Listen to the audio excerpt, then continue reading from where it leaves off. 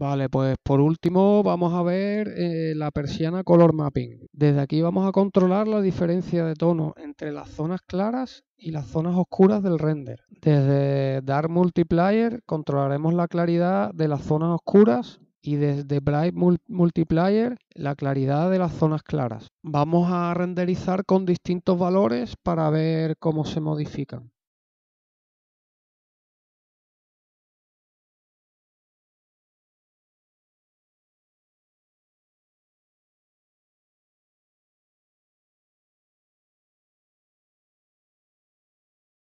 He modificado mucho los valores para que se vea bien cómo actúa cada uno. En realidad no conviene ponerlos tan altos o tan bajos. De todas formas, y habiendo colocado valores por encima, se puede ver cómo mejora el render y cómo se perfecciona el contraste entre las zonas iluminadas y las zonas de sombra. Es importante saber controlar el color mapping para poder obtener buenos resultados en los renders. Hay varios tipos de color mapping, en los que las zonas claras y las oscuras se modificarán de una forma o de otra.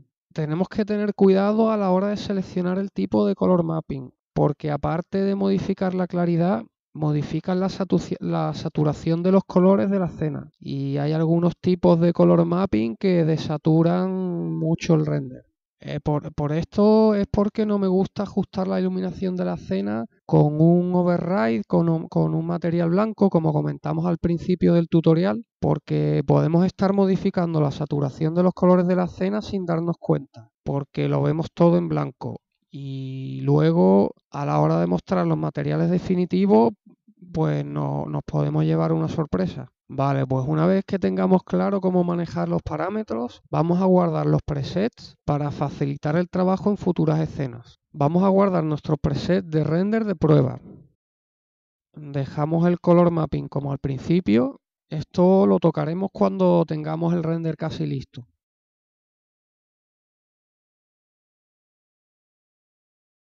Desactivamos el desplazamiento y los reflejos. El anti-aliasing lo dejamos en fix. El environment lo dejamos desactivado y dependiendo del tipo de iluminación global que vayamos a usar, lo activaremos luego o no. El irradiance lo dejaremos con el preset very low y 20 en hemispherical subdivisions y lo mismo en interpolation sample. En light catch dejamos el valor subdips en 150. En DMC Sampler suelo dejar uno en Adaptive Amount, Noise Threshold con su valor por defecto, que es 0,01. Min Sample igual, con el valor por defecto. Y el Global Subdivision Multiplier lo bajo a 0,5 si tengo muchos reflejos difuminados y muchas sombras difuminadas en la escena. En Frame Stamp dejo activo que se muestren los tiempos de render. Bueno, pues vamos a Save Preset y guardamos nuestra configuración. Vale, pues le damos a aceptar.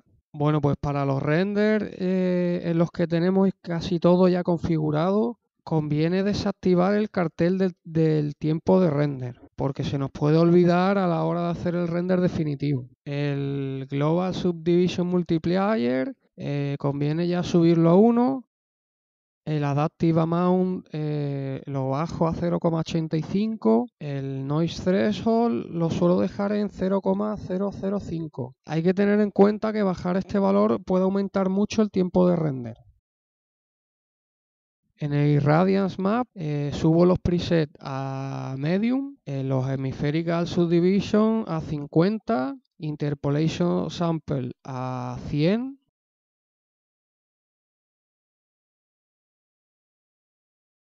Las subdivisiones del Light Catch las subo a 2000. Dejo activado el desplazamiento y las reflexiones y refracciones.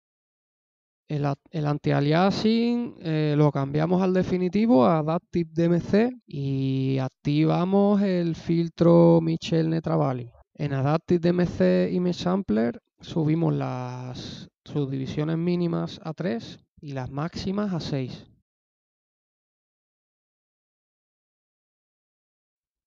Y con esto guardamos los presets. Le damos a salvar. Cuando queramos cargar los presets, bastará con darle a Load Preset y cargar el preset.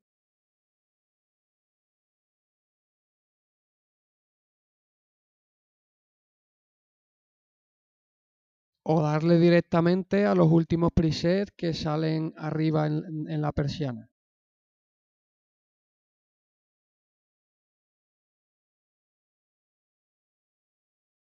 Vale, pues volviendo a los renders ya definitivos, debemos tener en cuenta que las superficies con desplazamiento o con bump aplicado van a mostrar un reflejo totalmente distinto con el desplazamiento aplicado o sin aplicar.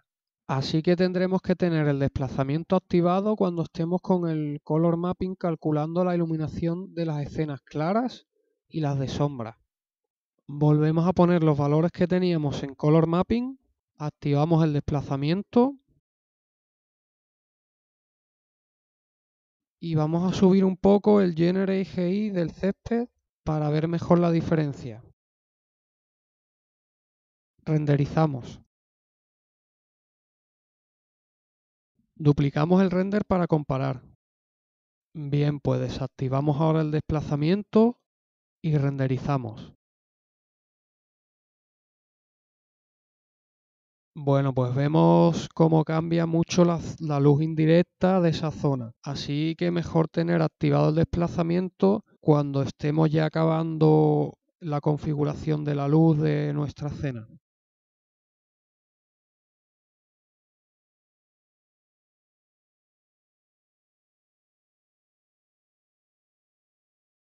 Bueno, pues vamos a ir acabando ya nuestra escena. Volvemos a poner el Generate GI del césped en 1. Ajustamos el brillo y la transparencia del cristal.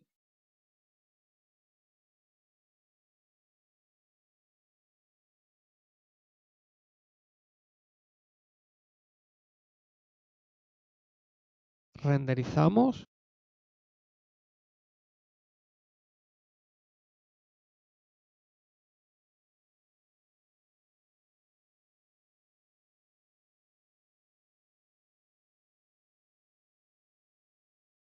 Y comprobamos.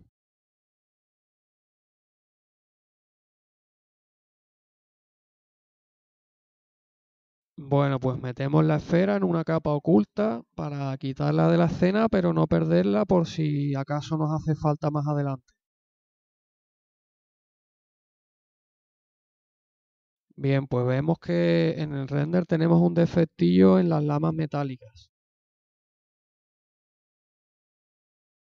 Acercamos la vista y vemos que es un objeto que tiene pequeños huecos. A esto hay que añadirle que tiene aplicado un material con brillo, que no está difuminado, pero debería estarlo porque es una pintura plástica lo que se supone que lleva, así que le bajamos un poco el Reflection Glossiness. Este tipo de cosas suelen dar estos problemas, que se deben solucionar aumentando la calidad de los parámetros del render en esa zona. Vale, pues ahora tenemos ahora mismo los parámetros para render de prueba. Vamos a ir tocando parámetros para ver cuál nos soluciona el problema que tenemos. Vale, pues ponemos el anti-aliasing definitivo con el filtro activado. Ponemos los samples mínimo y máximo a 3 y a 6. Volvemos a poner la vista de nuestra cámara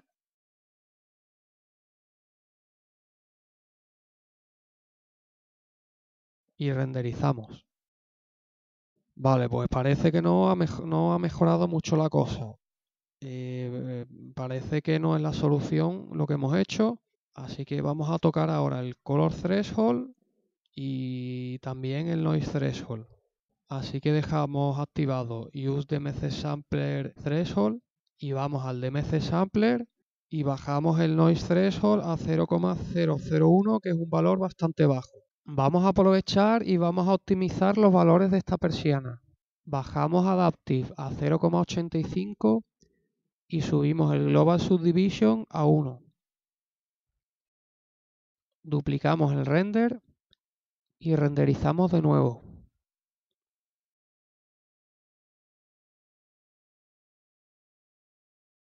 tampoco vemos mejora. Además, el tiempo de render aumenta mucho. Así que volvemos a dejar los parámetros como estaban. Vamos ahora a la persiana del Irradiance Map y vamos a subir la calidad de las subdivisiones aumentando el valor Hemispherical Subdivisions a 50. Renderizamos. Bueno, pues tampoco esto lo mejora. Volvemos a poner el valor en 20 y vamos a subir ahora el Interpolation Sample a 100. Renderizamos. Ahora sí que vemos que mejora un poco la cosa. Vamos a bajar de nuevo el valor a 20 y vamos a probar a subir las subdivisiones de los rebotes secundarios, el light catch en nuestro caso. Renderizamos.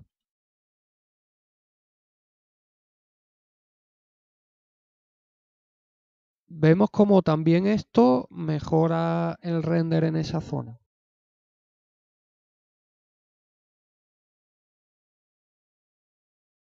Vale, pues vamos a subir también las interpolaciones, duplicamos el render y renderizamos.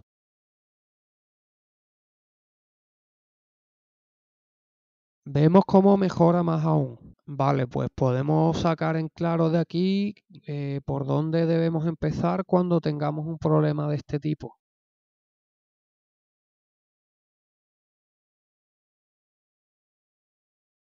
Ahora vamos a probar a optimizar de nuevo los valores del DMC Sample. Subimos los valores como hicimos antes y renderizamos.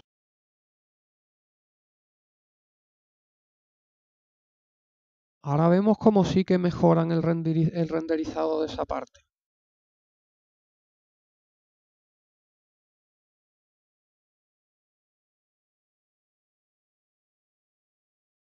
Y subimos el preset del Irradiance.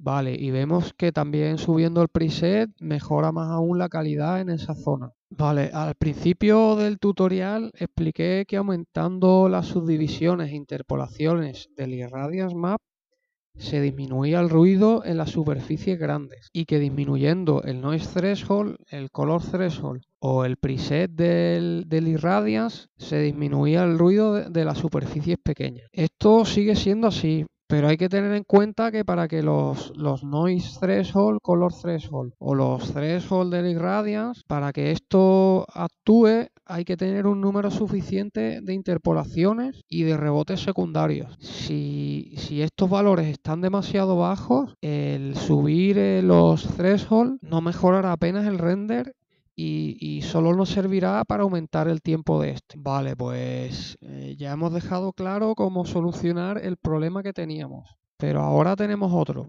Tenemos que poner unos valores muy altos para arreglar esa zona. Pero en el resto de la escena me vale con unos valores más bajos. Si ponemos los parámetros de la zona compleja para hacer todo el render, nos puede tardar muchísimo tiempo. Vamos a ver cómo podemos arreglar ese problema usando los Render Elements y Photoshop. Bueno, el tutorial continuará en el siguiente vídeo. Si os ha sido útil el tutorial, pues agradecer es fácil. Lo podéis hacer votando en positivo al vídeo, os podéis suscribir al canal o podéis entrar en el blog a comentar vuestras dudas o sugerencias. Pues gracias por seguir los vídeos y nos vemos en el siguiente tutorial.